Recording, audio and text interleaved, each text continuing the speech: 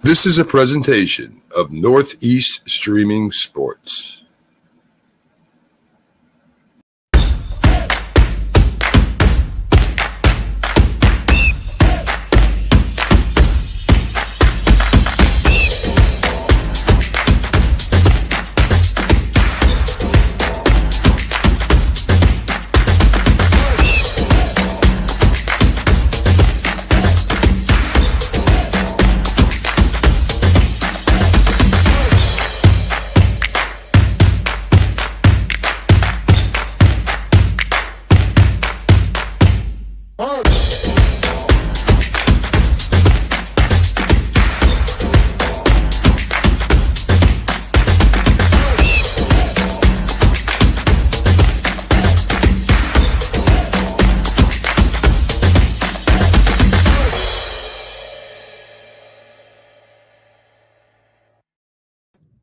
What's up, everybody? What's going on? We got another NFC East show.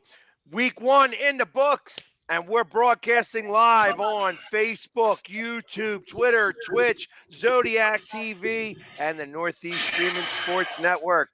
I'm the Philly sports guy. I'm with True Blue, Ed Sneaky G, and the Washington guy is still cleaning up the poop. He's still cleaning up the poop off of him, from the other day.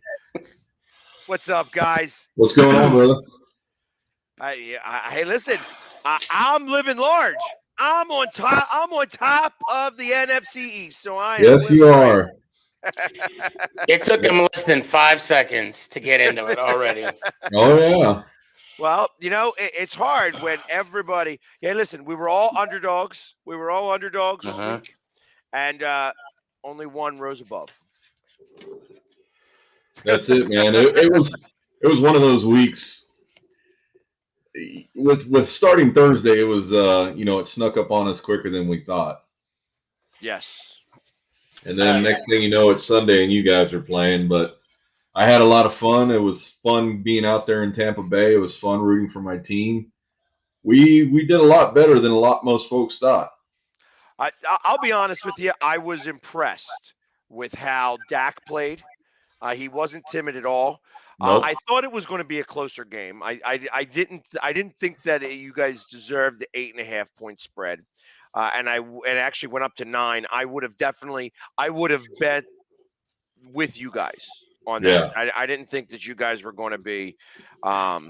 I thought it was going to be a lot closer than. Yeah, it was one of those things when the game first started. In the first drive, the defense stopped Tampa Bay on the first drive, and then we got the ball. Of course, we turned around, drove it down the field. It was just hearing the voices all summer long saying on how the Cowboys were not going to do what, they were going to do, and Dak Prescott not going to do with the injury that he's coming off of with no preseason games. But he showed out. He showed out, and he did over 60 passes, which is amazing. Well, he was 48. I'm sorry, he was 42 of 58, 403 yards, 3 TDs, and 1 pick.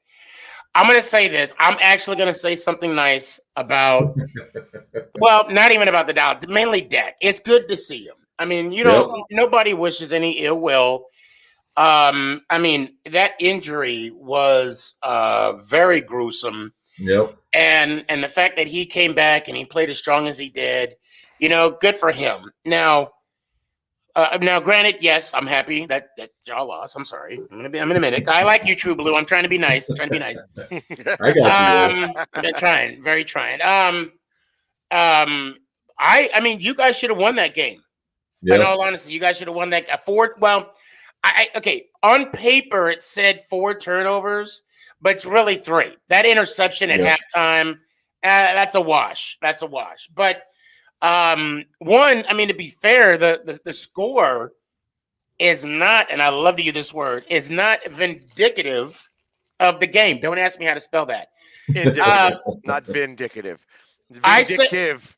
I say tomato, you say tomato. Okay, Philly sports guy, give me a break here. So the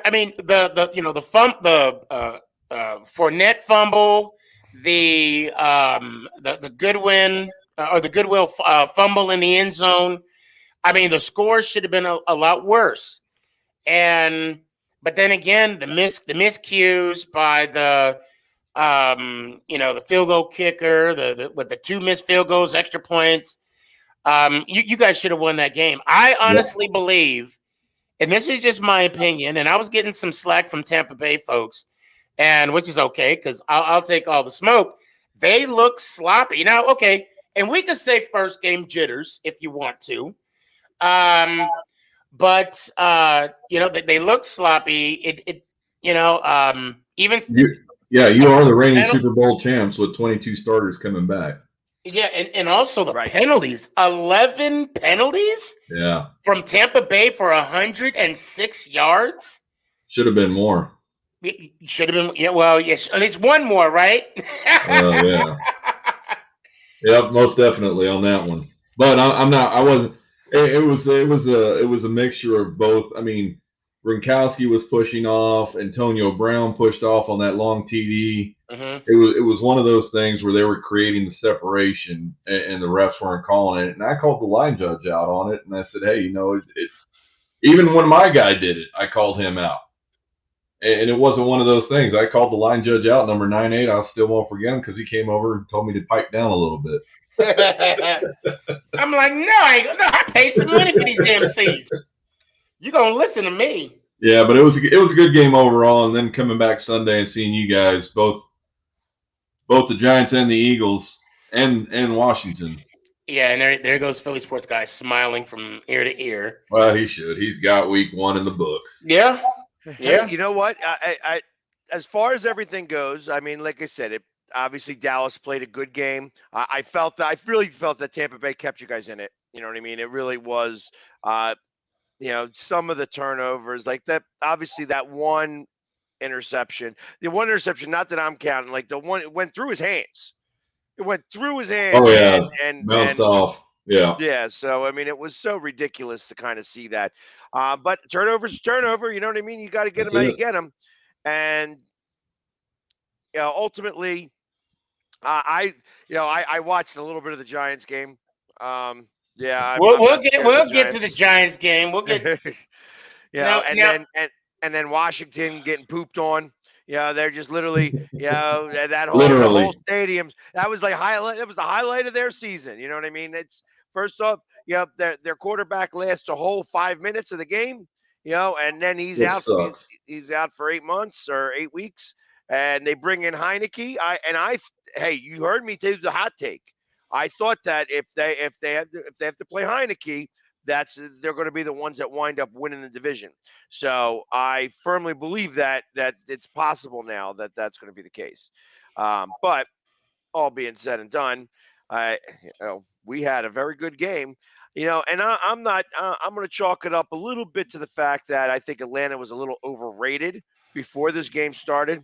I can agree to that. 3.5 point favorite, at home, I thought was giving very little respect. I think the media was listening to the rest of the media. Yep. That was what it was. Is that everybody in the media started, listening to themselves. Right? Yeah, and your defense looked great, and that's the thing that I even saw it in Monday night's game, Sunday night's game, was that these defensive players, they were feeding off the crowd. Even you guys, your fans that were there at the stadium cheering them on. I mean, the Cowboys, us being there in Tampa Bay cheering them on. The defensive players were they hadn't heard that in over a year. They hadn't had that kind of expectation out of the fans, and they thrive on it, and they fed off of it. And your Eagles did some damage to those Falcons. Yes. Well, I tell you, I was surprised. I mean, obviously, I know Atlanta is not the best football stadium, football town. The stadium is actually fairly impressive. Yeah. But as far as the actual, fandom of the team, it ain't a soccer. That's a soccer town. As funny as that sounds. They were sold out. They were sold out for the soccer game. They were at half capacity. I thought that maybe like 2/3 capacity because there were so many Eagles fans that were there. Well, I mean, I think that the fact the departure of Julio Jones. Now let's put this in perspective here, okay? Matty Ice is not Matty Ice without Julio Jones, and I'll even go far as Rodney White. Even before Julio Jones. So this is a whole new offense without. I'm sorry, Calvin really is not Julio Jones. No, I don't know. I don't know. I mean, Julio wanted to leave for his own reason, and I get that. But the problem is, I'm not writing off Matty Ice. I know he has maybe 1 or 2 years left, but it's not going to be with the Falcons. There's nothing wrong with trying to start up, but yeah, it's going to be rough. But okay. So let's look at the box scores real quick. So I have them all up right now. So yeah. So who should we start with? Should we start with? I guess Thursday. We already know what happened on Thursday. I mean, we could go through the box scores there. Dak actually had a better quarterback rating than Brady did. Yep. So he had a 101 rating in comparison to 97 for Brady. Obviously, Brady got the win, but the 2 interceptions brought him down some. Cooper got 2 touchdowns, 139 yards. Lamb with 104 yards. And is Gallup out for the season? No, he's out for high calf strain. He's out for probably a couple weeks. What they're saying. Got you. Okay, because it showed that they had him on IR. So at least on my fantasy. Yeah, and I'm not talking about fantasy. What was going on with Zeke? I mean, honestly, nobody was able to run the ball in that game whatsoever. Yeah, and I was looking at that, and then after all, looking at over the box, if you look at this past week, there was only 3 rushers, I believe, 3 or 4 rushers that went over 100 yards. Everybody was in. There was no rushing this weekend. I mean, absolutely none. Yeah. Three running backs only got 100 yards, like I said. Nobody did over 50 yards out of all the teams, plus that. So I don't know if it was a type of offense, but, there was a little story put out there by Kellen Moore that Dak Prescott changed the play 12 times on a run. And why he needed to put that out there, I have no idea. I guess because of the running situation that was at hand. But, Dak Prescott is a leader out there on the offense, and he does what he does. So I see no complaint. So he changed the plays in the huddle? He changed the plays on the line of scrimmage. Yeah, he checked out of that play and went to a pass. Yep. Which was smart. Well, I mean, when you throw for 400 yards, and he didn't look timid out there, which was what I was really impressed with. The fact that he was able to run a little bit and get around and he did get hit. So that was also something that I was a little impressed with, just kind of watching it. But I mean, I was just excited that that football was back and that you guys lost. So well, and to kind of go back to Dak audibling the play at the line. Obviously, if there's 8 in the box, you're gonna change the play to a pass play. Yeah. So maybe the fact that Dak, I love you, my oldest. Just said it here. We'll make it work. They always come when it's live. They always come. You better put it right. Anyway, when there's 8 in the box, maybe they were prepared for Zeke, and they figured that they wanted Dak to beat them with his arm. Yeah. And so we're going to load the box. So we're going to make Dak throw, and he did, and he got 400 plus yards. There was one. We had the red zone, and I think we were on the 3-yard line of Tampa Bay. And it was a one-on-one situation, Zeke versus a linebacker. Our tight end, Dalton Schultz, should have got a little block there going, and he got spun around, and Zeke got hit right there on the line of scrimmage, and we didn't score on that one. Of course, we missed that field goal, which didn't help. So it was a roundabout couple of things. So, I mean, it is what it is. Yeah, I feel like your defense is still a little suspect right now. Well, I mean, they what's did really get 4 huge, turnovers, but yeah, what's really huge, what happened today, DeMarcus Lawrence is out. Mm-hmm. He's out for a couple of weeks. He got a hairline fracture in the foot. I actually just saw that as we were coming on. Yeah. So I saw that. we're going to see how that goes and next man up. So, yeah, that's actually what they're saying right here. They go, D-Law out, Randy out, next no name up. Sorry, I want to get that up there. And Cade McDonald. So thanks for tuning in, Cade. We allow Cowboys fans on here a little bit. So, but so ultimately, like I said, enough talking about you guys. You guys lost your 0-1. You're going up against the Chargers here. And how do you feel about the fact that you're underdogs again? yeah, we're underdogs -3 or -3 at that one. Hey, that's fine. That's fine. It's one of those things where, the wide receivers for the Chargers are already saying that they're licking their chops, ready to get out there. But, again, the Chargers are not going to be able to stop the run. So Zeke will have a good run game this week go round. I don't know. They did stop. What is it, Gobson? Last week. I don't have his numbers up real quick on how many yards, but I'll be honest with you. The passing game, Herbert's good. Oh yeah, Gibson had 90 yards actually. Gibson had 90 yards. Yeah. How many carries? 20 out of 20 carries. Okay. yeah. But what? Less than maybe less than five yards a carry. Yeah, 4.5. 4.5. Yeah. Okay. So, but ultimately, and I don't know, again, I didn't see the game like that. There was, he also had 3 receptions for another 18 yards. So he had 108 yards out of the backfield. They did rush for 126 yards as a team. Only, really 20 of that came from the quarterback scrambles. Yeah. So they did rush for over 100 yards. I don't know how much that really. And if I'm not mistaken, Chargers did have over 426 yards total offense. They had exactly. If I'm not mistaken, 126. No, I'm sorry.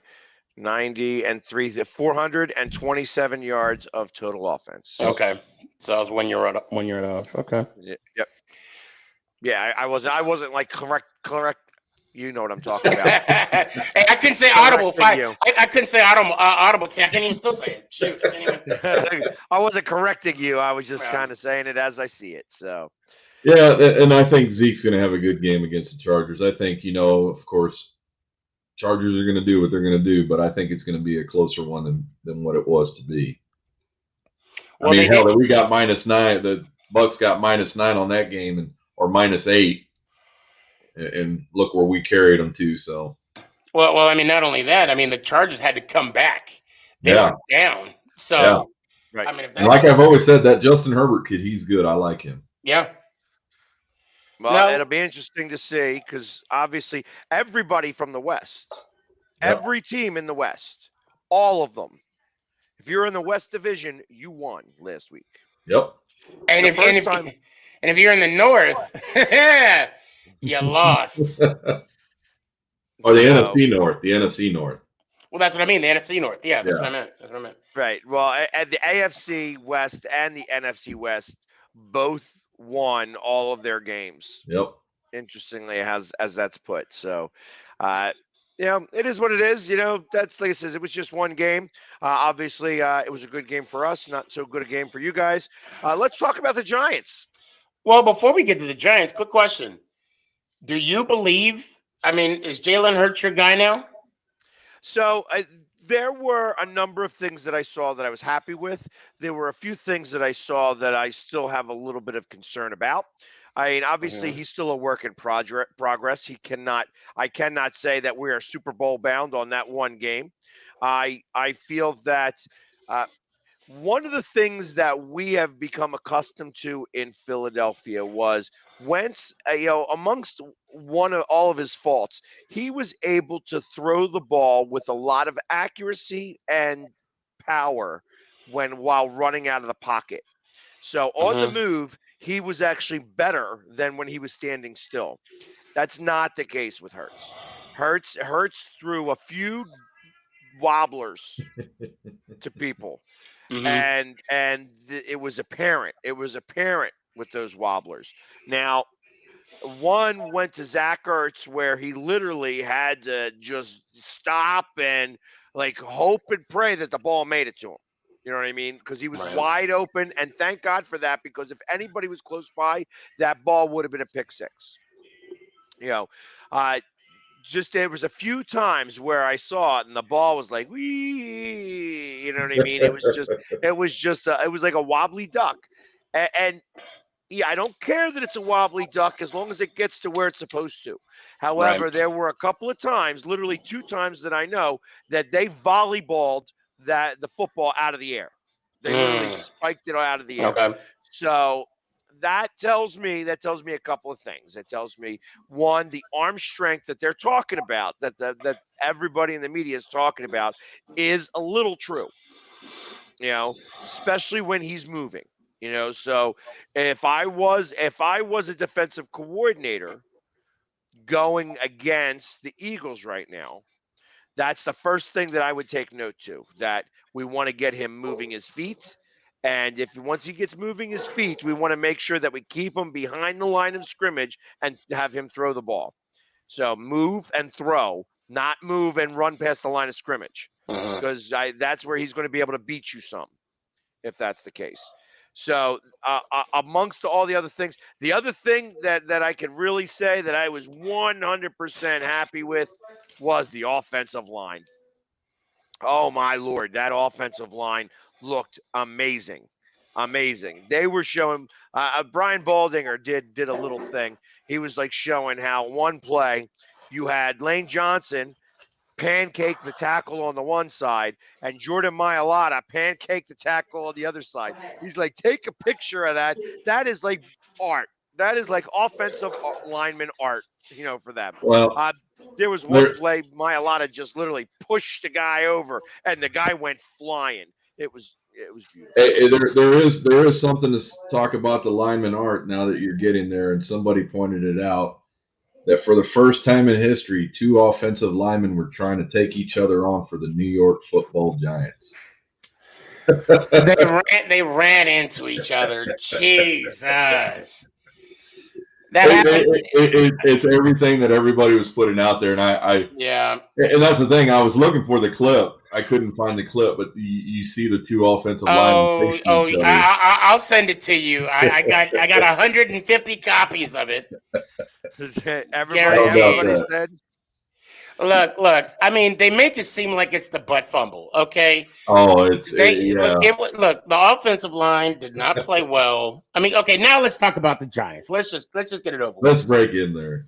I will. You know what? I will say this: the shining light, and I'm going to be brave. I'm going to stand on my soapbox right now. Daniel Jones did not lose the game for us. He did have one play, that fumble, that killed the momentum, where we could have at least gotten 3 points, where it would have been either 10-17 or 14-17 had we got the touchdown. But other than that, Daniel Jones did not set the defense up for failure. He did not set them with their backs against the wall. He did not give them a short field. He did not put them in a position to where the defense could not defend the end zone. When you're 3 for 3 on 4th down conversions, that's a problem. When you have when your opposing team has the ball for 35 minutes, that's a problem. If we were 7 of 15 in 3rd down conversions, that's a problem. A total of 425 yards total offense that's a problem. And Daniel Jones had nothing to do. He threw 0 picks. He threw the 1 touchdown. Oh my God! Now and they had a limit count on Saquon. The offensive line was below standard. Nate Soldiers, missed the sack on Daniel Jones. The lineman, I think it was Miller, rushed right in. Soldiers didn't keep his head on the swivel. Yeah. Um, From your take, with what you're speaking of your offensive line and your offense, your defense, what was your weak point on that side? They couldn't get off the field. We couldn't get off the field. We didn't make adjustments, and the play calling. I'm gonna hold our defensive coordinator Patrick Graham accountable. I don't understand why there were so many opportunities that the Broncos had where the flats were wide open, and then there was the one play where I want to say it was a 3rd down play because Bridgewater scored on that 4th down play. He got the 1st down. Oh my God, I can't believe I forgot to mention missed tackles. McKinney, our 2nd round draft pick, missed the tackle. You can't do that. You got to make the play. That would have been a loss. And then I played quarterback in high school, a little bit of semi-pro. I say that because it's quarterbacking 101. You don't throw the ball in the middle of the field. What did Bridgewater do? He threw the ball in the middle of the field, and it was completed. So, okay, and I'm emotional about all this because our offensive line, I can only imagine the comments. Our offensive line, we had questions about it. Our quarterbacking, we had questions about it. Our defense was the only thing that we knew we had. And I haven't read that yet, so give me 1 second. And we didn't even have that. We didn't even have that. So, Raphael says, sneaky, Giants need to focus on the next game against Washington because for me, they need to improve more their defense and tell Daniel Jones don't mess up. Because Giants is getting a 5-year bad luck of not having a spot in the playoffs. The only hope is signing a brand new or free agent quarterback or goodbye playoffs. Sorry about that, folks.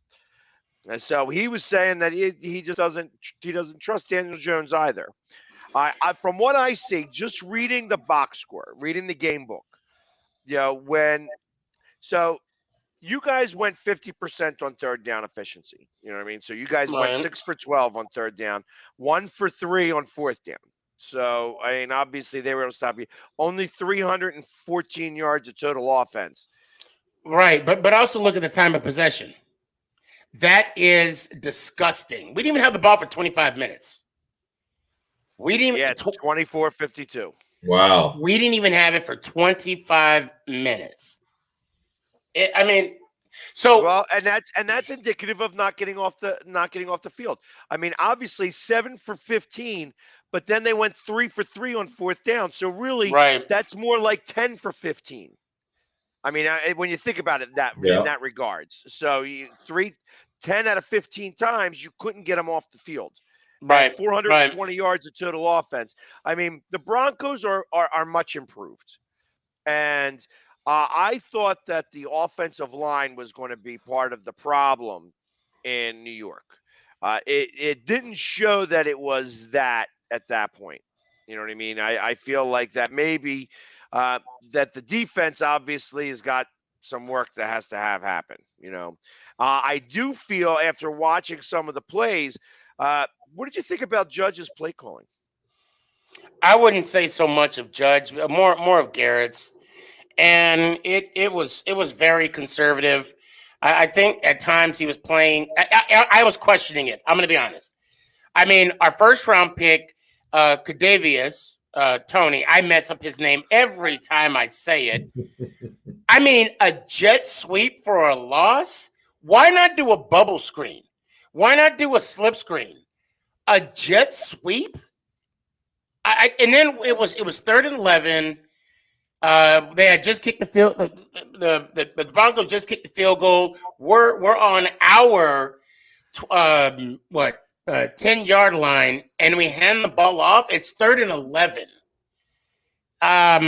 Yeah, I will. I have no problems questioning the play calling for the offense and the defense. It was poorly all around. Y'all need Cam. Oh, hell no. Hey, look, with all due respect, no, we don't. We don't need Cam. We do not need Cam Newton. And no disrespect to Cam Newton, but Mr. Dimes is a fellow. Okay, see, this is what I don't understand. All right. Let me give me the mic for a minute. Hold on. The last two people that had made posts, okay? He should have never been I'm curious as to who's your team. Is it the Giants? I'm just curious. Because I'm saying this. Again, Daniel Jones did not lose the game for us. Simple as that. I don't understand why people keep repeating that over and over again. Now, if Daniel Jones would have thrown for 2 picks and had a fumble, I get it. Okay, yes, turnovers, he caused them. Boom. That wasn't the case on Sunday. It was our defense. They did not make adjustments. Our play calling did not make adjustments either. So we need to if you don't like Daniel Jones because it's Daniel Jones, okay, but let's hold the people accountable for that. That should have some blame for Sunday's game, and it wasn't Jones. Offensive line, defensive line, play calling. That's it. Simple as that. Well, so looking at tomorrow, your Giants are a 3.5-point dog against the Washington football team. We're playing them in Washington. Correct. Yep. So, what are your thoughts on that? Well, you know what? I'm going to be bold, and I'm going to give you guys a guarantee. This is a guarantee that I'm going to get, and I hope everybody's paying attention to me right now when I say this. The Giants won't get pooped on. I hope not. I hope not. I guarantee, win or loss, Friday, I'll have my lanyard on, my New York Giants lanyard on. That's my guarantee. Matter of fact, I'm going to wear my Giants shirt and hat, win or loss. Okay, and now, realistically, I don't know if you guys heard the news, but Saquon is now listed as questionable for apparent knee injury from Sunday's game. Evan is out. Maybe that's why we didn't get an interception.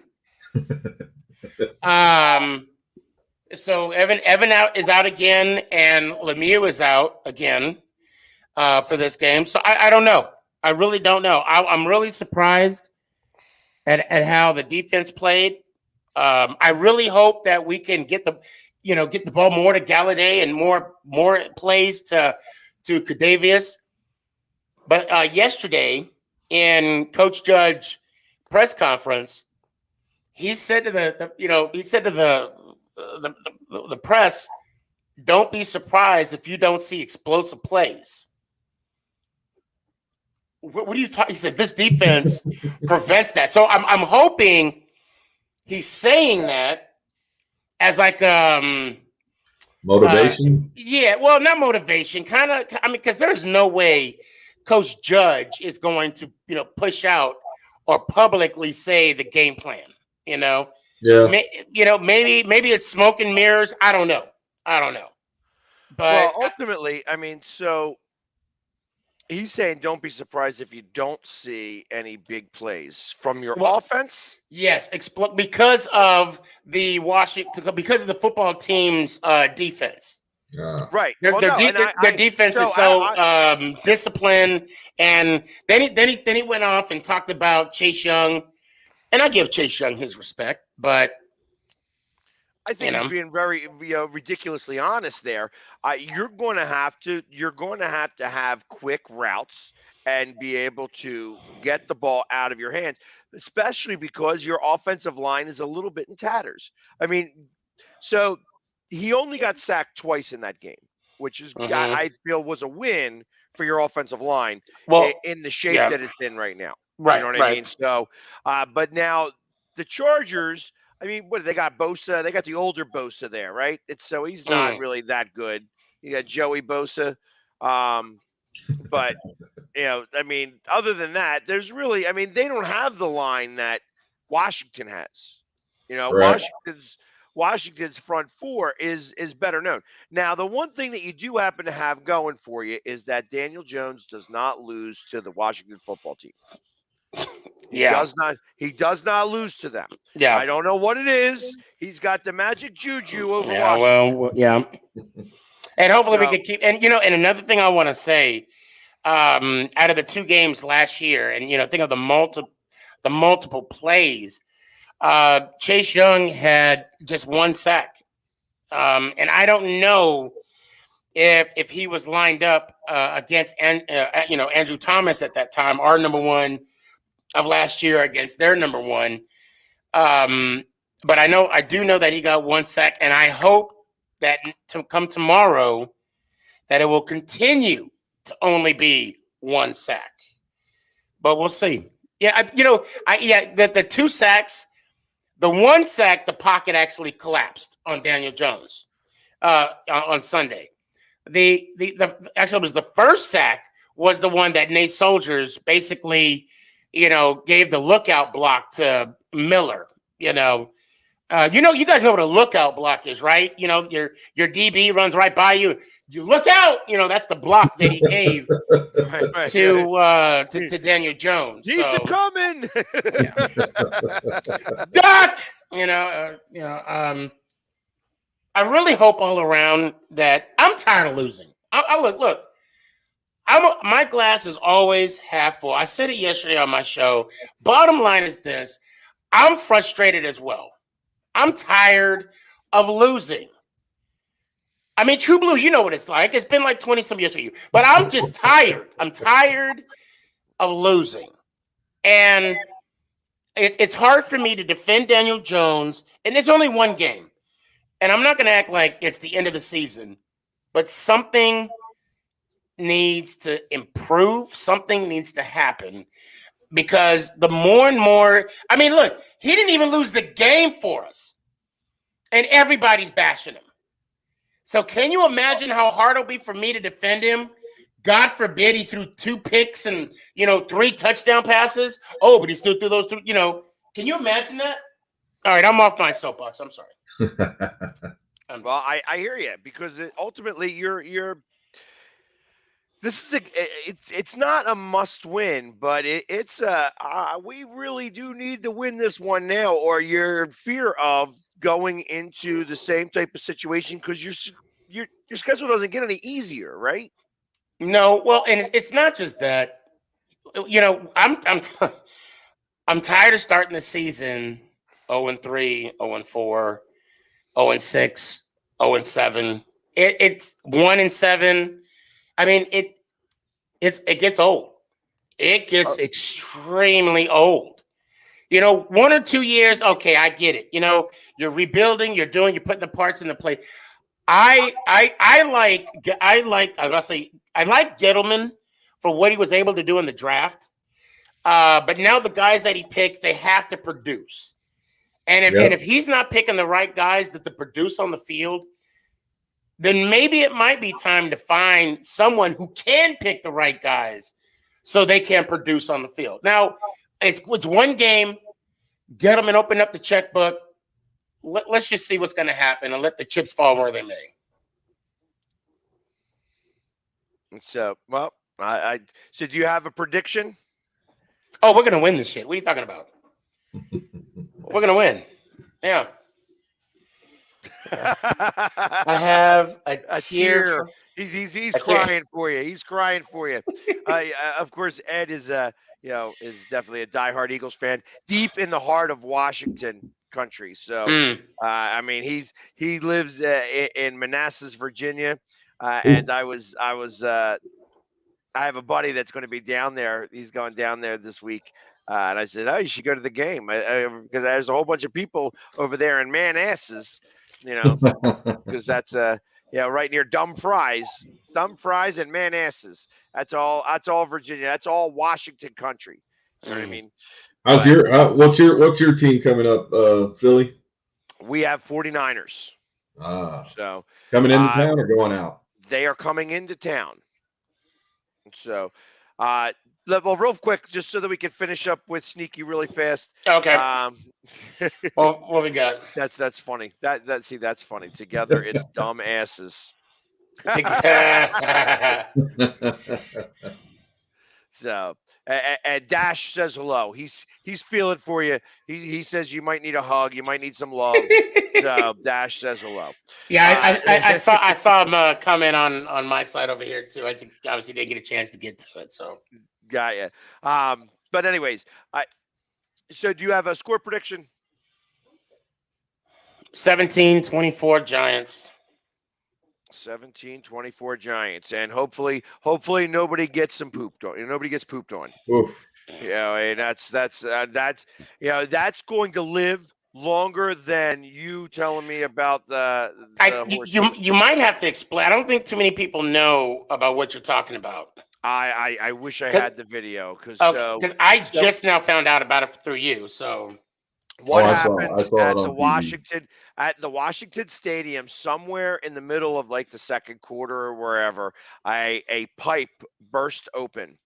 And they're not sure if it was a rainwater pipe or if it was a sewage pipe.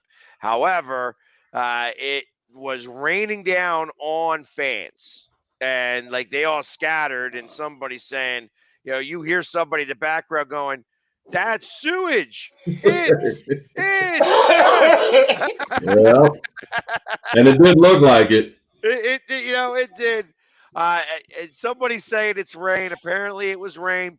I guess there could have been some dirt in that rain, and that's what looked like it. I tell you, when there's water that's sitting in a pipe, it's going to start to stink either way. Now, thank God it wasn't a Philly Skins game, because then you guys would have been like, I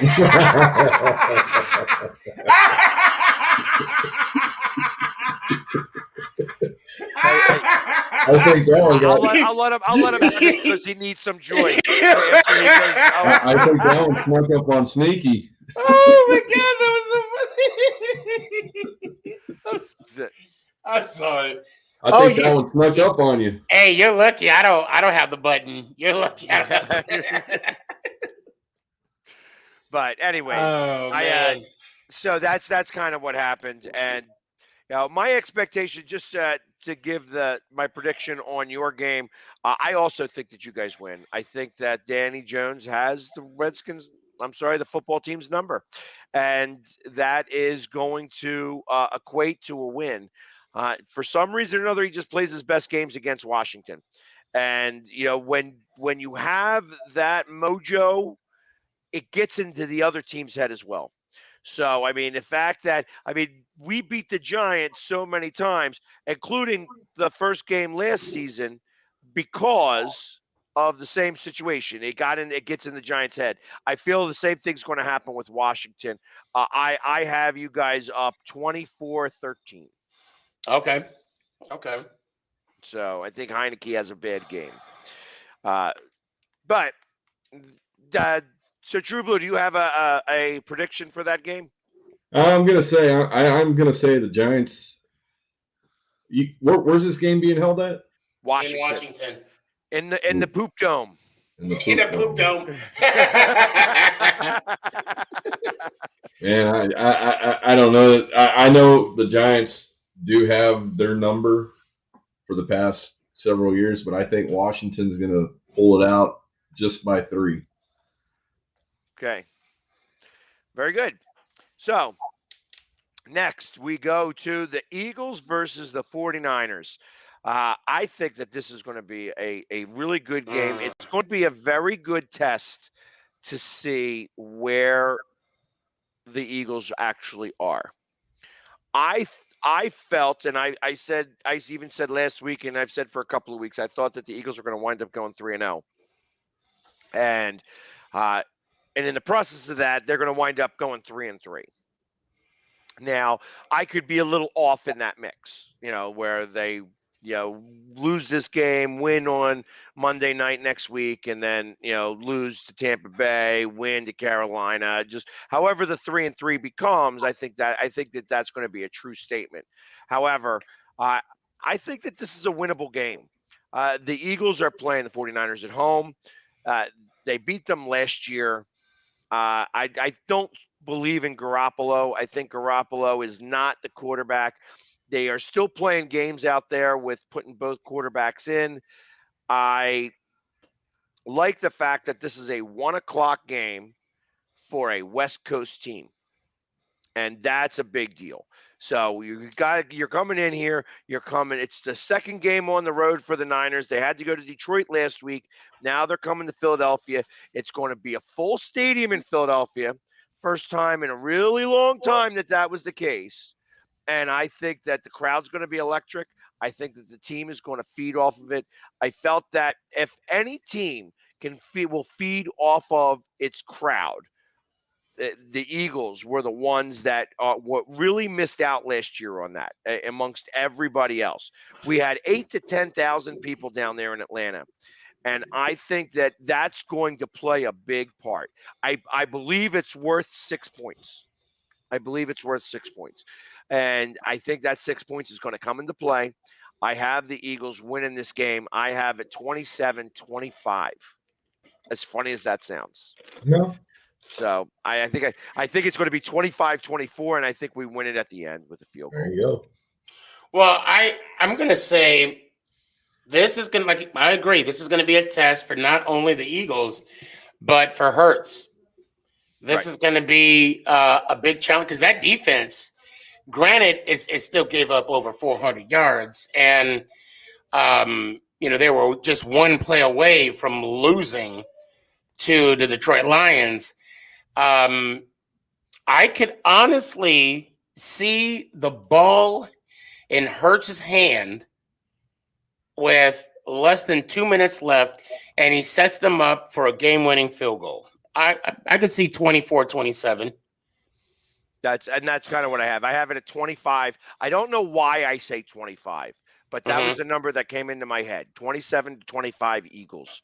And last week on Sunday, if I was a gambling guy, I would have bet a lot of money on the money line. In fact, I would have teased the money line so that the Eagles were giving points and taking a higher spread. I thought that the Eagles would be able to give away 3 points and still win that game. And I would have taken that as like a plus 400 or so if that was the case. But I'm not a gambler. Oh, and allow me to back it up. I think when they kicked the field goal at the end or in the fourth quarter, that's what brought them. That's what pretty much clinched the game. But before that, all they needed was a touchdown. The 49ers. I mean, Detroit needed a touchdown for the 49ers because I know the score is 41-33. They scored 14 points. They scored 15 points in the last 2 minutes of the game. Yeah. So, I mean, that score ended 41-33. And the only reason why I remember that so well is because there was a Super Bowl that ended in that score. And we were the winning team of that. So, obviously, my game was much more important at 41-33 than theirs was. However, just like I said, that kind of sticks out in my head. So, True Blue, what do you think? Do you have a prediction for the Eagles? Yeah, I think San Francisco is going to take this one 31-24. And the only reason I'm saying that is after watching Jalen Hurts and then comparing the defense that San Francisco has, I think you guys are – I think he will get his 3 touchdowns and that field goal like Sneaky's talking about. But I think the San Francisco team is going to pull it out just with, 4 touchdowns and a field goal. I know that stadium's rough to play in, but they've got the deep threat over the top, so we'll see.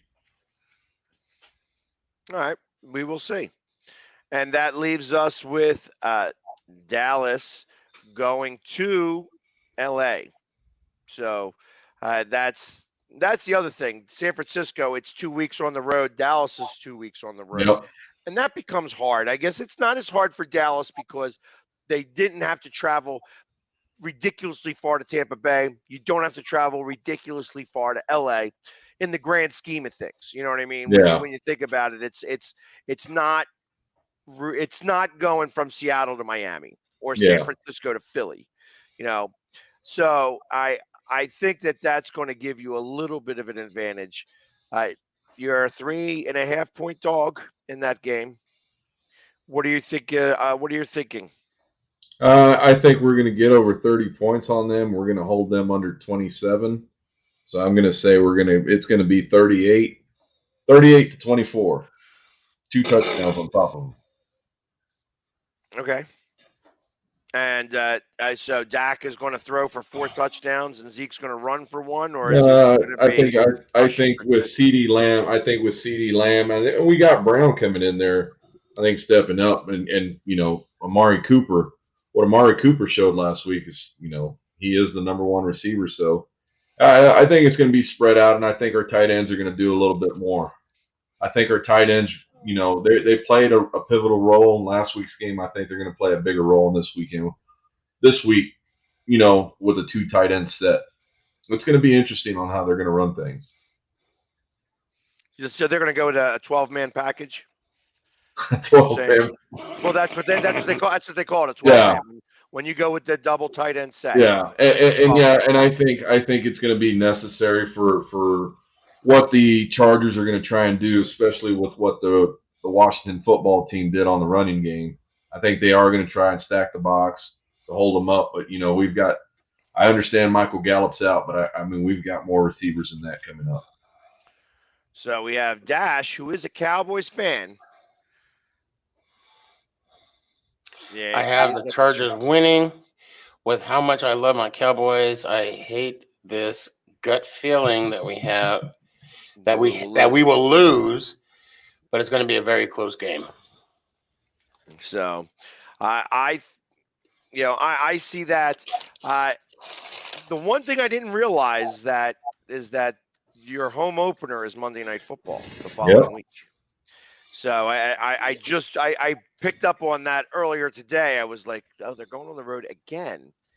Wow. So Monday Night Football, and ultimately that's the absolute longest that you could possibly go without a home opener. You can't go any longer. They have to have your home opener within the first 3 weeks. Yep. I didn't know that. They don't give you 3 weeks away. You could have 3 away games after the 3rd game.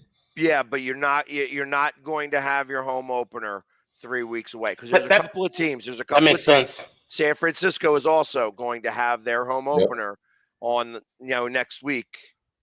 Next Sunday. So I think that there's a few teams that runs into, but because it's Monday Night Football, you guys started the very first game, and you have the longest turn till you get your home opener, and it's the longest that it could be. And that's just a little fun fact. You know what I mean? That's just it's one of those things that doesn't really come up very often. But the fact that they put this on Monday Night Football, is. I guess 10 days more in between, indicative. 8 days after that, it is something to, it's a lot of traveling. Right. Yeah. It is a lot of travel, and it's and then to do it on Monday night. So it's like you're never in the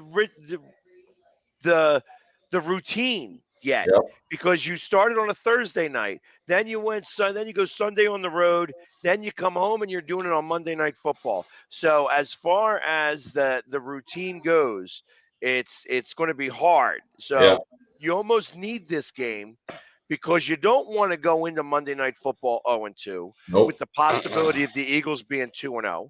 Yep.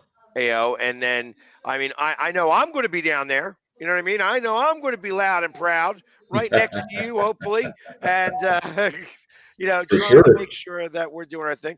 I kind of expect that you won't see as many Eagles fans down there because it's a Monday Night Football game in September. Yeah. If it was in November, I'd see more. But because it's this early in the season, you're going to run into the fact that School started. You got the kids at school. That COVID and all these other things. I just don't see there going to be the 6 to 10,000 Eagles fans that are normally down there. Yeah. I think it'll be less than that, and because of that, it's going to be a little bit more challenging. It's not, the Dallas fans are going to, have the home field advantage there. Yeah, and You it's know, going to be nice. It's going to be nice having a home opener with, you know, I know we had fans last year. We had, but it was nothing like it was even this preseason where we're having 70,000 fans show up. So, right? yeah, I And guarantee and Monday night to be and, more. and the stadium's fully open now, right? Yes, Like, yes, okay. yes. So, And the Miller Lite Club is now open on the west side. there you go. And so, I mean, that's going to be a fun week to talk about next week. Yeah. Obviously, when we're going in. Obviously, like I said, the Washington football team fan had to still wipe the poop off, so he couldn't be here tonight. I don't think I gave my prediction. No, you did not. No, you haven't. Not I did for the Dallas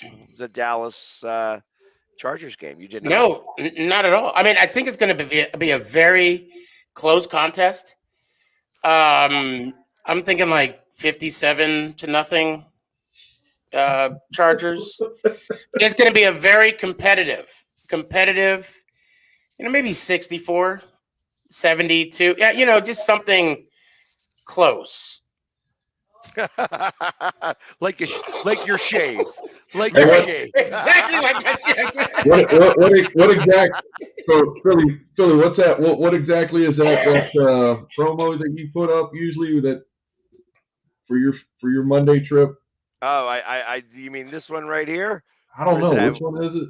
It's this one right here. Bam! Oh, there you go. Dallas Monday Night Football. Because September 25th, going with Philly Sports Trips. Okay, you can get your tickets from phillysportstrips.com. And I also, I mean, we have our home opener this week. You can go to the tailgate. Yeah, I have my tailgate. AJ Feely just confirmed going to be at my tailgate There you here at go. the Gatehouse. Again, go to phillysportstrips.com for tickets. The tailgate includes a parking pass. So, you can't beat that. You get to park and eat and drink for free and golf carts. And we have golf carts going back and forth to the stadium. So you ain't got to walk that far. We're in the Navy Yard. So it's going to be a great show, a great There time. you go. Come on and hang out with us all. Outstanding.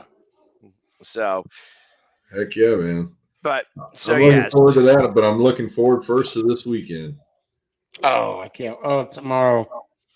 I'm going to let everybody know, yes, I will be live streaming, not the game, but so please come on and join me on the Make It Count Sneaky G podcast, 8 o'clock, Dallas, Texas time, Twitch, Sneaky G Man with 2 N's, YouTube, Sneaky G Man.